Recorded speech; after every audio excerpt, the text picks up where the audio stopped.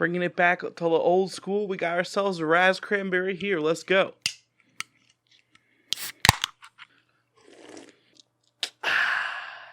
My name is Michael Knipp, and I am here to tell you about the books that I read in October, and also the book that I just finished right before filming this video.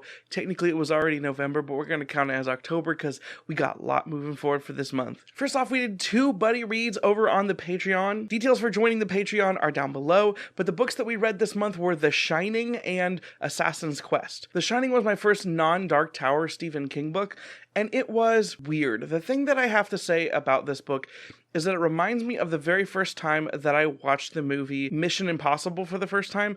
Now, stick with me. This is my comparison here. When I watched the movie Mission Impossible, it was like probably 5 years ago. It was probably 2015, and I was probably 25 years old. I'd seen a lot of other movies at that point. And the main thing that I noticed while I was watching Mission Impossible was this movie may have been really important when it came out, but in the years that have passed since, and since I've seen lots of other things since then, everything in the movie felt like a cliche or a trope.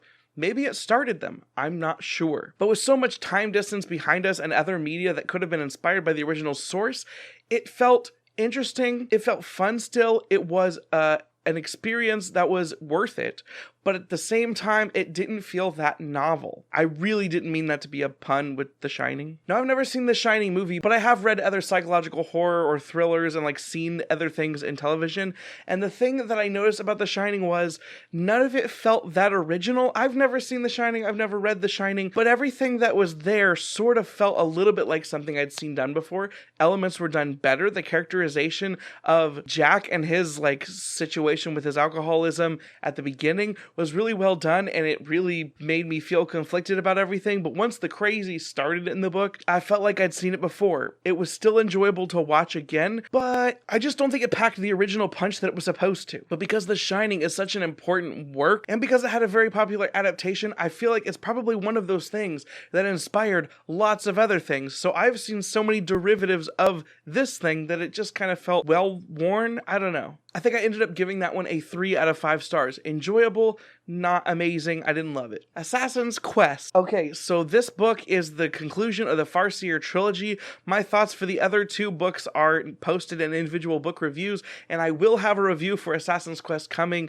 because, oh man, what a wild ride Assassin's Quest is. It's paced differently, it introduces a lot of new elements, and it wraps up a ton of plot threads. I do have a lot of thoughts about it, but it's one of those books that's going to be very hard for me to talk about in depth here without spoiling. It's going to be hard to talk about anyway without spoiling, but I will do my best in the individual book review, which will be coming probably later this week. Also, I didn't realize it, but at the beginning of this month, I finished Well of Ascension. It feels like it's been forever since I finished that book. By this month, I'm in October, but I finished Well of Ascension, and my review for that book is available up there. This is my first journey through Mistborn Era 1. I wanted to try to get that done before I started Rhythm of War later on this month, November, and I really liked Well of Ascension. The ending especially really got me. There was a lot of interesting threads throughout. It wasn't perfect, and I feel like along the way there were some parts that I didn't click with as hard, but it was a book that I loved, so it was easy for me to oversee those things, even if it felt kind of slow, and it led me wanting to jump right into Hero of Ages, which I wasn't able to do because I had other books I wanted to read, but I just finished Hero of Ages like an hour or less before recording this. Like, my brain is completely fried and overwhelmed with the amount of things that happen during and at the end of Hero of Ages. I just like try to push through this book as fast as possible, kind of leading into this crazy month that I'm about to talk about. But there will also be a Hero of Ages video incoming in a shortly, I don't know when. Needless to say, it was very positive from me. It's going to be a 5-star review. It was so interesting with the way that all of these elements that have been implemented over the 2-book series all fell into place. It really goes to show, like, hey, when Brandon Sanderson really outlines a story, you start seeing all those threads come together in a perfect way, and the ultimate conclusion of a series, Sanderlanche, something I've never been able to see by him before, because if I'm thinking about it, it might be the only series that he has finished in the Cosmere. I think that's the case. So this is the first time we've seen him be able to take a Cosmere, Sanderlanche of multiple books, and actually fully wrap it up and conclude it in a nice and satisfying way that still allows for future things to happen. Obviously, there's a Mistborn Era 2 and more Mistborn Reborn era is coming in the future. Oh, it was very good. I'll talk about that later in a future review. But let's talk about the insanity month that's going to be November. November is always a crazy month anyway, but especially with all of the major books that are coming out this year that I would like to read, I'm really not sure what's going to happen. I'm going to talk about the books that I would like to read this month, but this is obviously like an extremely ambitious TBR, the likes I haven't done in months now. First of all, I want to talk about Dawn Shard. Dawn Shard may get released the day this video is posted. I'm not sure, but when I'm filming this, we don't have Dawn Shard yet, and I'm really freaking out because I want to read Dawn Shard. I want to make sure that it is done and in my repertoire. I want to get back into the Stormlight world so badly. The hype for Rhythm of War has been building, and this has been helping, and then when Brandon said it was going to come out at the end of last month, I was freaking out, and then it's not out. And I just want it to be out now, but it's not. But maybe it is by the time you're watching this video, hopefully, and maybe by the time you're watching this video, I'll be reading it. Next up, my patrons on the Discord voted for a buddy read this month, and the one they picked was Sword of Kaigen, so I will be reading Sword of Kaigen this month. I've seen basically nothing but praise for this book, with very few exceptions, and thus I felt very compelled to try to throw my hat into that reading ring and experience it with everybody else, share my thoughts. I don't know how you say that, but I feel like of all the books that I've been reading lately, Sword of Kaigen is actually kind of short. So I'm looking forward to that. Short is relative. I'm pretty sure it still counts as a tome. It's over 500 pages. And then we have like the boom, big blockbuster sequels, because Fires of Vengeance also drops shortly before Rhythm of War. Fires of Vengeance being the sequel to Rage of Dragons, a book that I very much enjoyed, gave 5 stars. You can see my review up here. This is a well-known and highly anticipated book, so I don't know what I could say that hasn't been said before,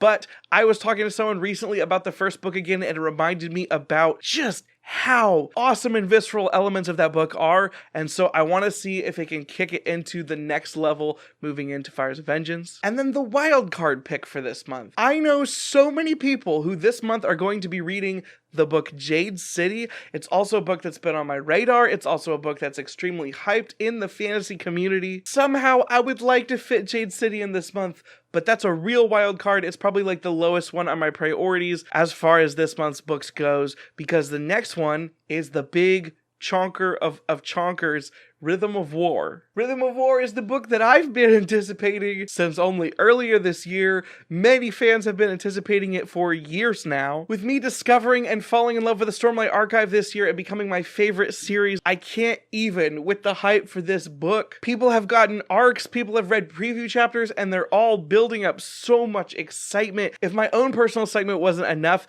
the hype of everyone else is really building it up in my heart and my brain. And Rhythm of War was my most anticipated book in the year. Once I discovered the Stormlight Archive right after To Sleep in a Sea of Stars, we won't talk about that one. But the thing about Rhythm of War is that it's big enough to be like 4 of these other books, and so that's the one I'm going to be prioritizing as soon as it's out, but I can't read it before it's out, so I have lots of other books ahead of it in the month.